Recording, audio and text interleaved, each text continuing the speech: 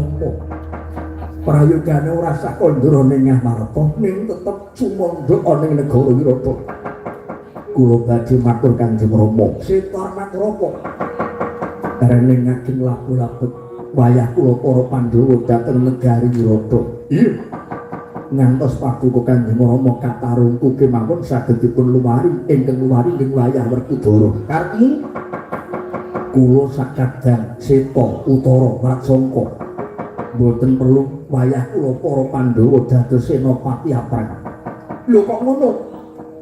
Aturmu seta kula ing saged magut suraning Drenenopati wayah kula para Pandhawa. Kula dados senopatinipun wayah kula Pandhawa lan kadang kula Yayi Utara Yayi Watsangka. Pandhawa saged dados senopati yen seta Utara Watsangka sampun gugur wonten Madyalaga.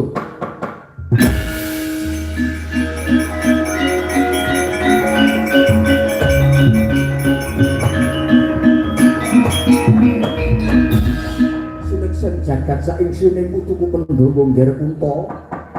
Iki yogaku seta Utara Watsangka saged dadi senopati saged dadi bebantene para Pandhawa. Nyaturaken panuwun tanpa pamiyang.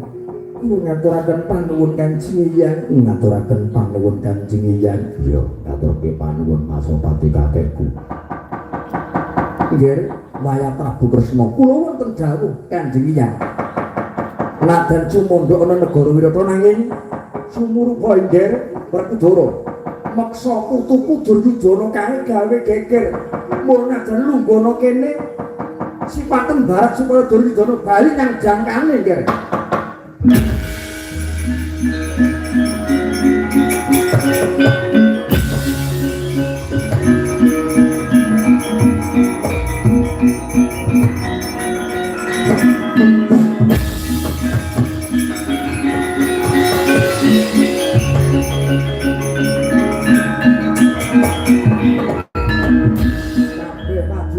Prajurit senopati alung-alung ngandelingke wong negara Ngistina lan Trigarta kabeh padha bubar mentamurang.